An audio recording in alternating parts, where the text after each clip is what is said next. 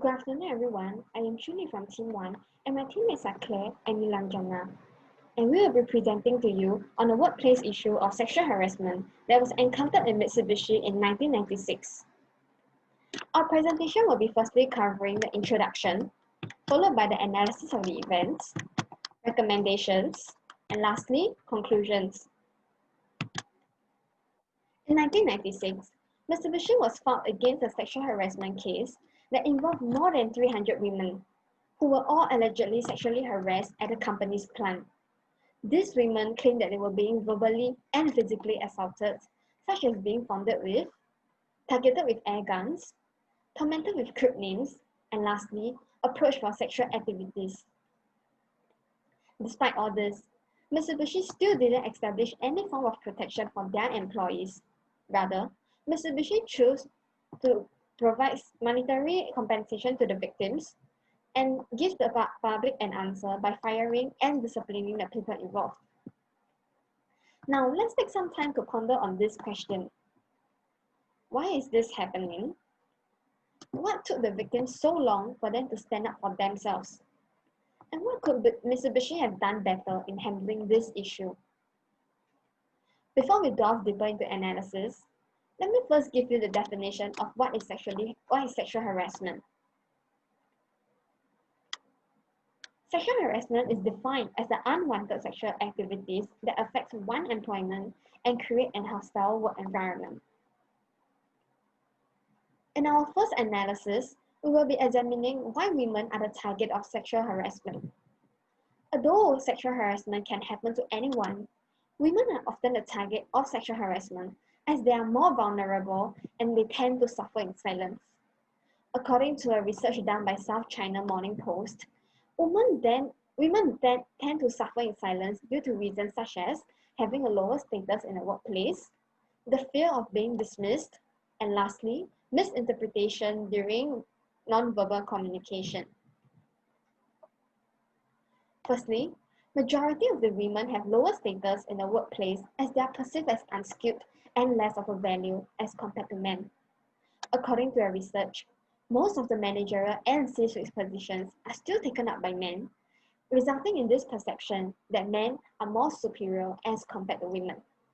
Therefore, women in the workforce might feel that they are hesitant to speak up about such issues as they are aware of the lower status that they possess, resulting in them not being able to receive the support if they were to speak up. Secondly, studies have shown that 75% of the women chose not to voice out as they are afraid of consequences, such as humiliation and dismissal. In general, women scored lower in openness to experience and extroversion, which means that women are generally less keen in finding a new job as they are less open to new experiences and they tend to be less sociable. Hence, women tend to suffer in silence because they do not want to risk losing their job. As a result, women stand a higher chance of being the target of sexual harassment, as their silence will allow men to think that their crimes will not be exposed and they will not have to face any type of consequences if they were to commit a crime. Lastly, non-verbal communication, which includes eye contact, posture, and facial expression, could be misleading at times. For instance, the act of politeness, such as smiling at a man, could be deemed as flirting, which may attract unwanted attention from men, which could escalate to sexual activities. In addition, victims of sexual harassment might not know what actions to take or how to react at a point in time. Their body language or facial expression at a point in time might be misleading to the abuser, which give them the wrong signals and further escalate the issue. Now, I'll be passing off my time to Neil, who will be discussing to you about why do men want to sexually harass the women.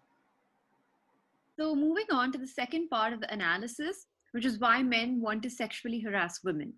So there are various reasons as to why men engage in sexual harassment activities, such as to protect their occupational territory.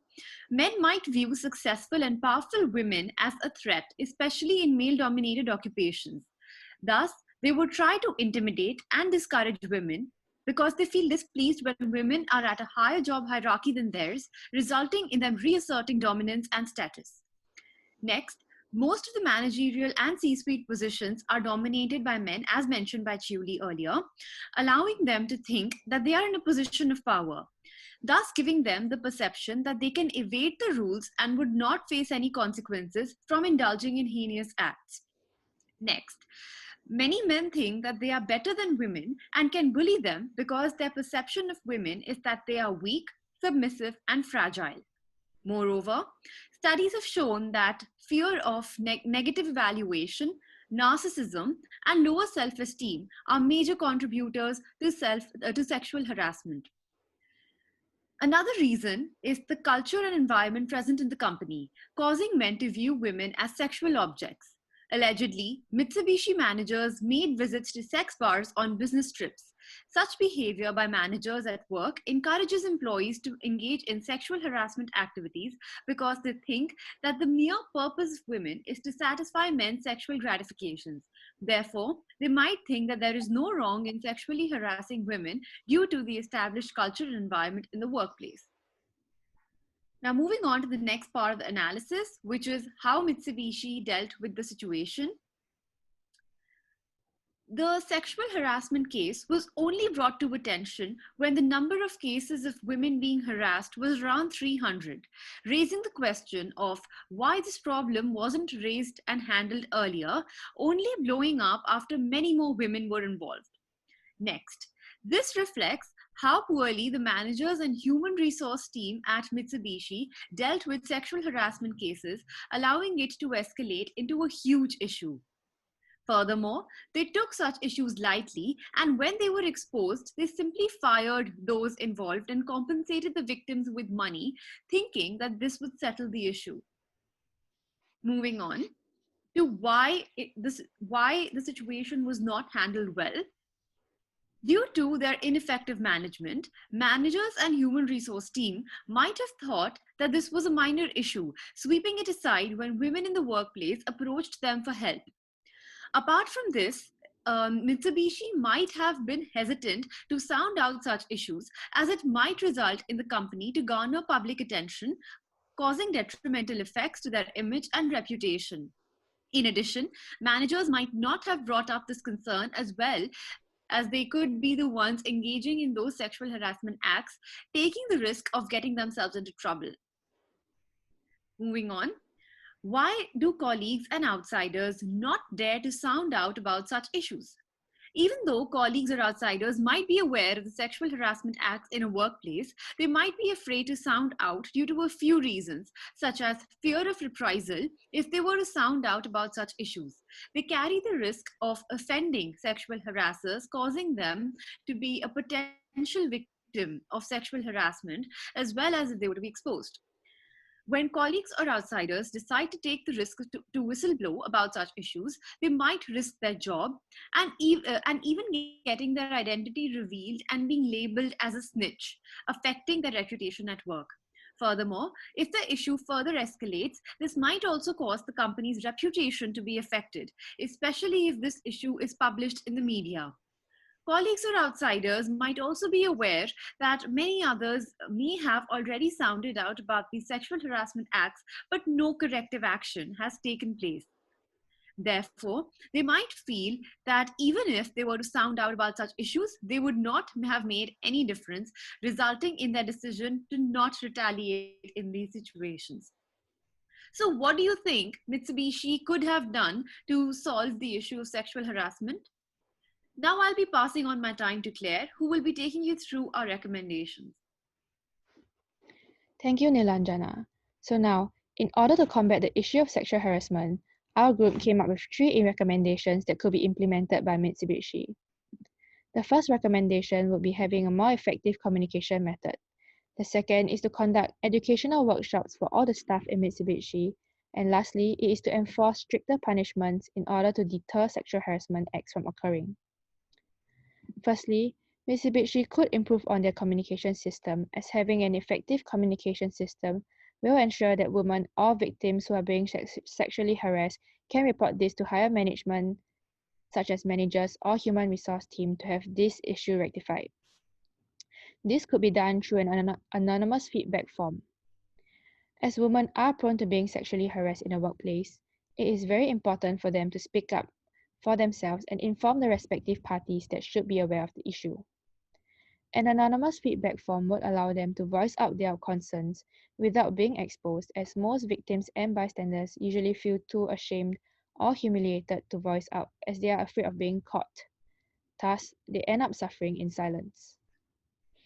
The feedback form should contain a detailed description of the encounter, such as the date, place, as well as the identification or description of the harasser, to allow victims who are being sexually harassed to voice out their concerns and give details in the most authentic way possible. Therefore, victims and bystanders would be more willing to report any issues in the future, decreasing in the number of unreported cases and allowing such issues to be solved appropriately. If Mitsubishi had adopted the anonymous feedback approach, the management could have addressed and rectified this issue from the beginning, saving the large number of women from going through such a traumatic experience, as well as saving themselves a massive loss of 34 million which could have been prevented. Secondly, Mitsubishi could conduct anti-sexual harassment workshops for its employees to create awareness on the issue, deterring cases of sexual harassment from occurring at workplaces. Employers have the responsibility to ensure that their employees attend these workshops as well as to conform to the strict anti-sexual harassment policies established by the company. This would help to establish and induce a safe, secure, and respectful culture in workplaces, which is very crucial. These workshops should also educate employees that they shouldn't be silent bystanders by raising their voice and encouraging their fellow colleagues who are victims of such heinous crimes to take a stand and voice out as well.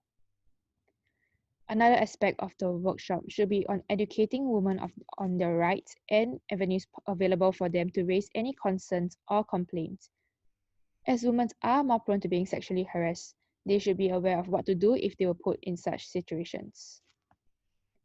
Lastly, the third recommendation is by enforcing stricter punishments. This could be a method to deter men from carrying out sexual harassment activities.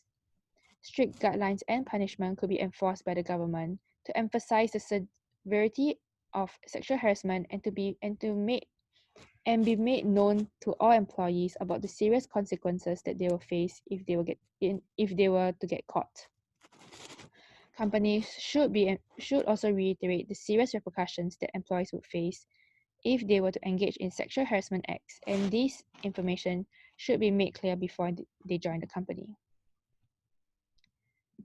So in conclusion, Mitsubishi ought to take critical steps in handling issues such as sexual harassment in order to prevent itself from any detrimental effects, which might cause them to incur huge costs and tarnish their reputation. Sexual harassment acts should be taken seriously, and we believe that with the implementations of our recommendations, Mitsubishi will be able to recover from such accusations and begin to take corrective actions to establish a healthy and respectful working environment and culture for its employees. With a supportive working environment, this will prevent future conflicts from occurring, allowing them to expand and grow in this competitive industry. And with that, we've come to the end of our presentation. Thank you for your kind attention.